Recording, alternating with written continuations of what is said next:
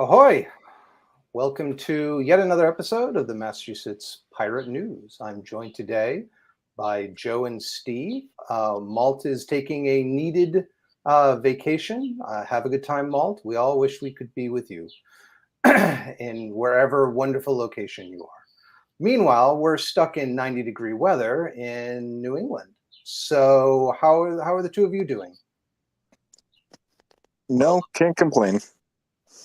Aside from, being stuck in 90-degree weather in New England. I mean, at least we don't have the 90% humidity, so I guess that's good. It's pretty close. Luckily, depending on what side of the Cape you are on, you can have pretty cold weather, cold Atlantic, Yesterday was certainly lovely. And if you live anywhere like not by the ocean, then ouch. But speaking of other things that are completely ouch. So, Steve, why don't you tell us about some CFAA regulation change that the Justice Department is suggesting? Sure, Jamie, I would love to do that.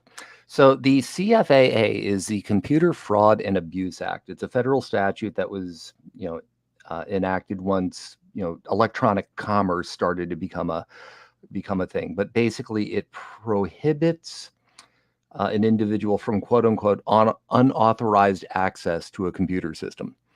The problem is the unauthorized access is it's a very broad term, and the CFAA has been it's been used in some fairly aggressive ways. Probably one of the most notable ones involved a fellow named Aaron Schwartz, who downloaded 2 million or so academic papers using computer facilities at MIT. He was prosecuted under the CFAA, and he ended up committing suicide during the process. Another notable one, I think it was a CFAA in this case, but a reporter in Missouri who discovered that it was possible to find social security numbers on one of the state's websites, reported it, and then was charged with unauthorized access.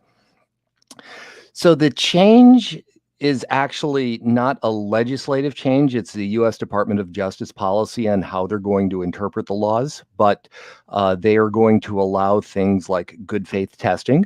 And they define good faith testing as testing that's done in a manner designed to protect the public and also designed to improve security of the system.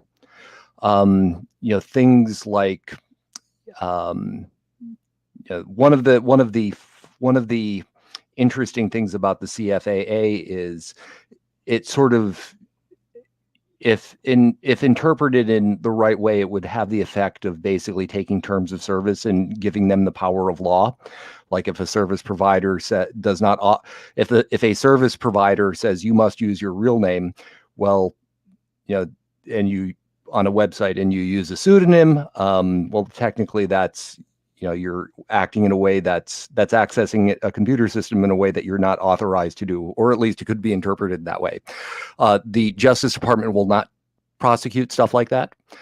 But while this is, I think, good news, the fact that it is just current departmental policy means that it could be changed at any time in the future. So so we're good for a while, I guess, but ideally the CFAA itself is policy that really should be, would benefit from a little bit of fine tuning. And that's it for me. Back to you, Joe or Jamie.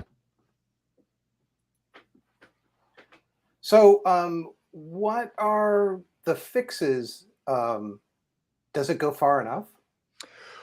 Well, one of the things that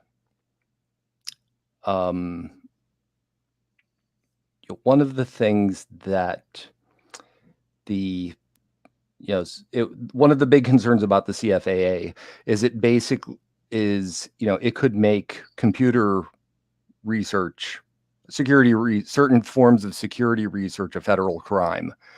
And the fact that, the Justice Department has said that we're not going to punish that, provided, the research is done responsibly, is a benefit. I think the problem with CFA is it's just too broad. Jamie, how many years was Aaron Schwartz facing, for downloading academic papers? I think it was decades, and certainly, Aaron Schwartz, had made a lot of money off of Reddit, and it basically, the FBI's prosecution of him wiped him out financially. And then to top it off, a lot of these federal cases, they'll throw everything, including the kitchen sink, at you, and in the hopes that you will just settle for some other lower charges, Mm-hmm. and they don't even have to go to court. I think it was something like 90 to 95% of all federal cases never actually go to trial. Yeah, during a couple of years ago, when people used to hold conferences in person, remember those days? I could remember attending a talk at Hope, and one of the speakers was, he was a lawyer, but he said, his advice on the CFAA was, if you want to use a computer to get back at someone, hit them over the head with it. He said, because the penalties and punishments will be a lot easier on you if you do that. So yeah, I think, I don't know what the right fix is for CFAA, but I think taking things like intent into account, and actual, harm. Like, for example, like in the case of, in the case of downloading academic journals, there's, I don't think there's anything in that would warrant a 95-year sentence.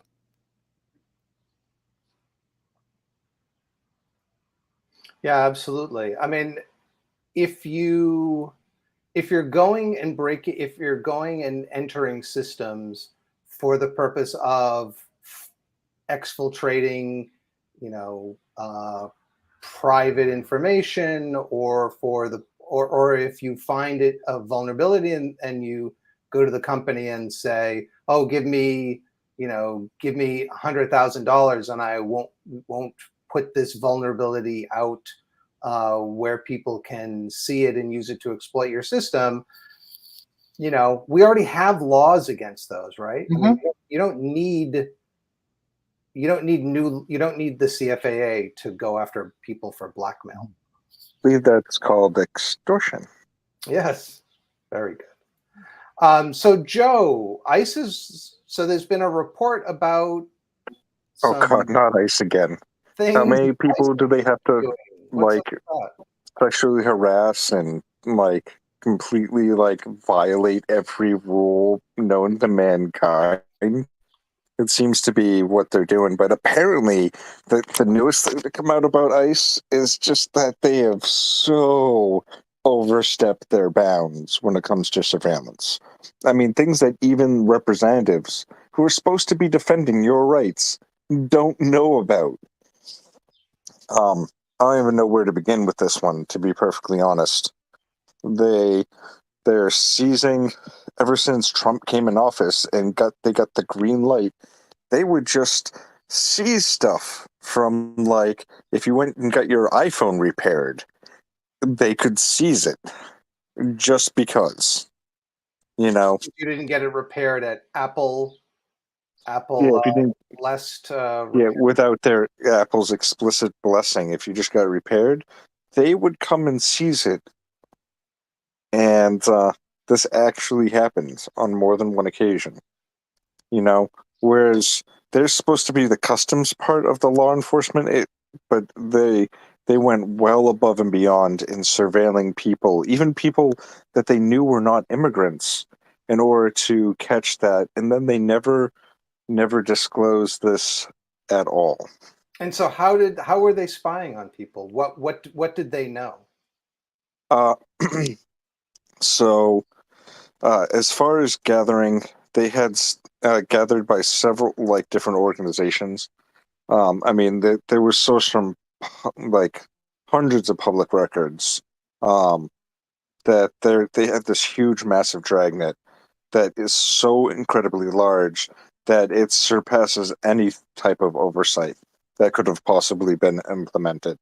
So they had a huge network all across the country, um, and it literally is an American dragnet. They had scanned driver's license photos of every 1 in 3 adults, and your driver's license data in 3 out of 4 adults. They track movements of drivers. They can locate 3 out of 4 adults through their utility records. Just like unbelievable amount of information about American citizens that they have access to that they shouldn't really have any type of access to, because they are for immigration, not American. So, yeah, about that. So is this something where like the NSA, they're like breaking into networks or No, they putting have things? full access to the driver's license databases. So for whatever reason, ICE got into each and every state's database, to search for immigrants. But I mean, they're really just spying on U.S. citizens, and all the DMV databases and everything like that, well above and beyond their scope. So And how do they get? But some of the information, like utility records or the utility. movements of drivers, how are they getting that information? Well, so I'm not 100% on the utility part aspect of it, but I know the fact that they've been able to access all the DMV databases and all the state driver's licenses and everything like that, which is a way massive overstep on that. Yeah, I mean, But part of it seems to be that, ICE, there are plenty of local law enforcement agencies that have or are willing to give ICE access to their systems, and perhaps including state DMVs. But then I think part of this is all, sort of like third-party doctrine stuff, where, they're, if you want information and someone else has it, well, figure out a way to get it from them. Well, in order for them to get access to your utility records, they would have to contact each and every utility and threaten who knows what to those individual utility companies, the water companies, the power companies. I know, for example, power companies oftentimes will not fight any type of law enforcement, whatever the level may be, for any type of records whatsoever. They just immediately go, oh, here you go. Because they, like, for example, a power company, they have to work with police because how often does a line go down and they have to immediately shut down a line because it's threatening someone's life? I mean, you don't mess around with that thing. So I would see that a utility company would definitely not try and fight anyone who claims to be from any law enforcement agency of any type with anything. They work hand in hand. How many times does the police officer have to be standing outside while those same utility guys have to get their job done? So there's not a huge jump between that type of relationship where a lot of the times a utility guy needs that police officer so they don't get run over, Mm-hmm. So I could see very easily that being a relationship where, like, oh, you need this record, here you go. Oh, so in the case of, so I was going a little further into this report. In the case of utility data, they just buy it. Oh, they do just they Yep. pay for it? What? In addition to pulling DMV data, ICE also buys and searches customer records for utility companies to locate people for deportation. even when you pay for the service, you're still a source of revenue for Mhm. them. You know, the agency has been able to access information from utility records by contracting with Thomson Reuters, a private data broker. So they're, you know, again, third-party doctrine stuff. Oh, okay. Well, that's even more enlightening and terrifying. Yeah, because Oh, if ICE can get this, then the person who's stalking you can get this, or your boss could get this, or any number of people could get this. Mm-hmm. It's certainly worse that ICE can get it because, you know, at least your boss, all they can do is fire you. They can't throw you out of the country. Yeah. So one of the, you know, listening to what I sort of gather about, you know, the way this sort of comes across to me is, you know, a few years ago we had the NSA performing effectively dragnet surveillance, you know, in the with the, you know, the intent to prevent acts of terrorism or whatnot. So in other words, you know, if you want to find the needle, well, you have to grab yourself a haystack. Um, Now, I think ICE is doing the same thing in the name of it's, you know, trying to deport people who are not in this country legally. But again, that means, you know, if you need to find the needles, you need to take a long you need to have the haystack in order to go looking for them, and they're certainly, you know, they certainly seem to have been busy, you know, baling hay, so to speak. I mean, the thing that so Massachusetts passed a law, if I recall correctly, that I think Baker said he would veto, but it was a veto-proof margin, to allow people who are undocumented to still get driver's licenses. And it would be interesting to find out what data ICE is getting from the Mhm. Registry of Motor Vehicles to know whether, you know, all this. They just call out anyone who doesn't map to a citizen, and then they check the immigration records of them, and anybody left over, they've got names and addresses, and they can show up and deport them. Mhm. you know, and next up on terrible news, they will be soon accessing all of your Bluetooth devices. Oh, what's up with that? Well, I was trying to make it funny, but I mean, there are terrible things going on with Bluetooth devices. Like, everyone knows that you can hack into a Tesla at this point using a Bluetooth device. Um, and apparently there's over 100 different ways that you can hack into a Bluetooth device nowadays.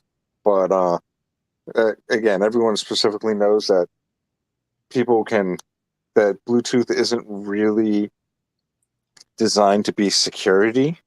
And yet there's a lot of companies that are pumping out Bluetooth enabled devices so that you could get into your car.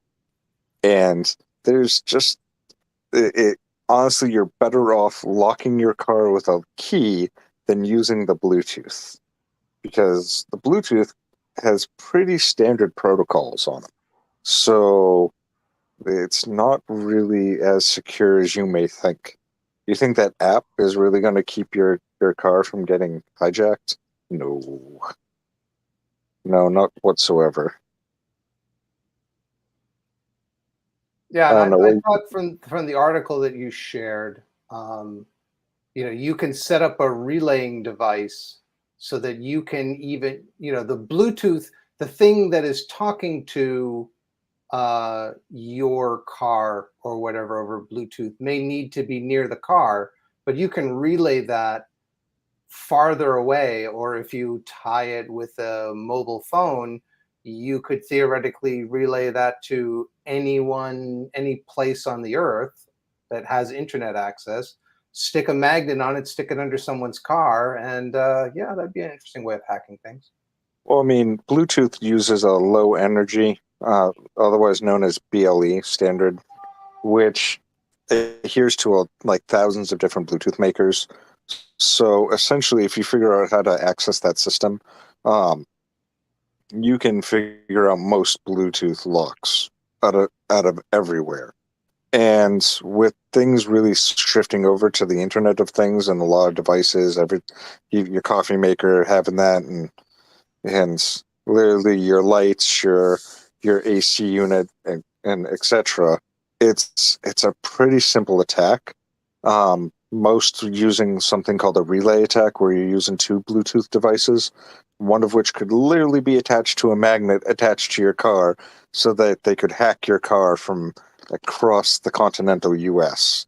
and still be able to get into your car. So the relaying device itself can be located literally anywhere that's next to you, and the actual attacker be wherever they want to be. So some pretty like advanced and scary stuff. So Bluetooth is generally not the safest method. It was a system that was never really designed to be a security system. It was designed to be a convenience system. So it's designed for data transfer, not authentication. So I mean, it's good if you want to play like, you know, your phone app to play music from through your stereo, that kind of thing.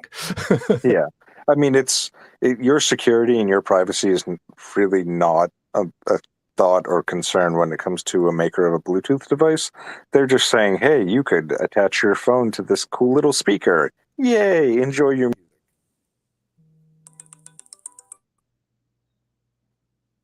So Yeah, I mean it becomes yet another threat surface that you have to protect.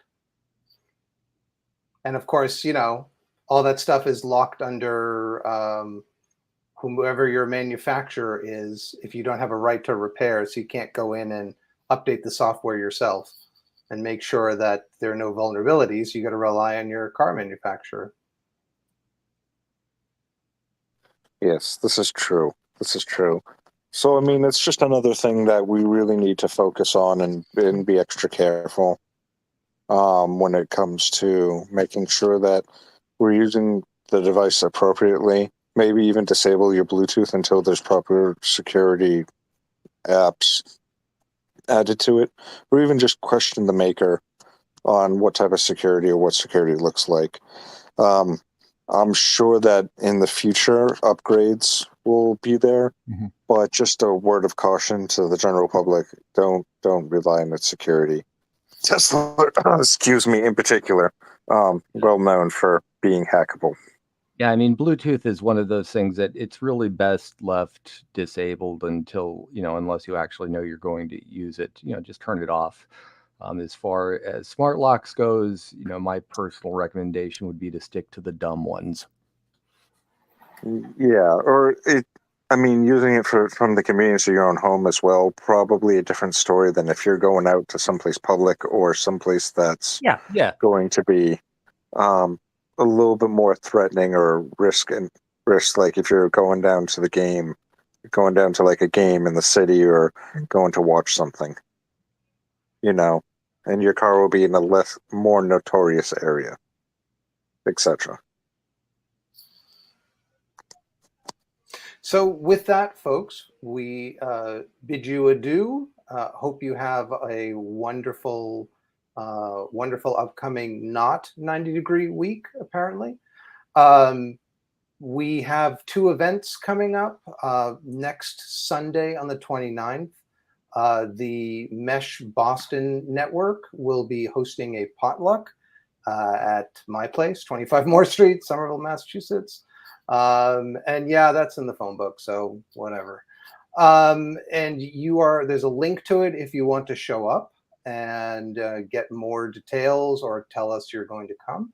And then also we moved our Pirate Moot, which is scheduled on the 28th of May, to June 12th. So we look forward to seeing you there. That's going to be in Nashua, New Hampshire. So for our New Hampshire listeners and Vermont listeners, please come out for that, in Northern Massachusetts as well. As always, you can find us at masspirates.org, and you know the whole rigmarole: like, share, subscribe, all that stuff. So have a wonderful week. We'll see you next week, and we thank you very much for watching. Take care, folks, and take care, Steve and Joe. Thank you, Jamie. Thank you.